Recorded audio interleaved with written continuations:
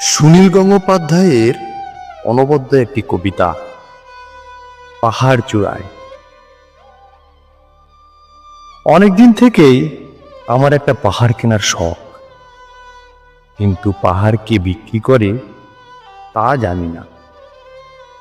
যদি তার দেখা পেতাম, দামের জন্য আটকাতো না। আমার নিজস্ব একটা নদী আছে, সেটা দিয়ে দিতাম পাহাড়টার বদলে।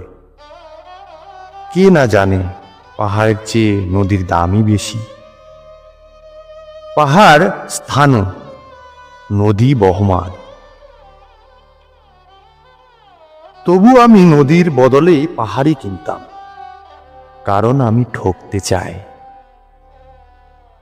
নদীটাও অবশ্য আমি কিনেছিলাম একটা দ্বীপের বদলে। ছেলেবেলায় আমার বেশ ছোট্টখাট্ট ছিমছাম একটা দ্বীপ ছিল, সেখানে অসংখ্য প্রজাপতি।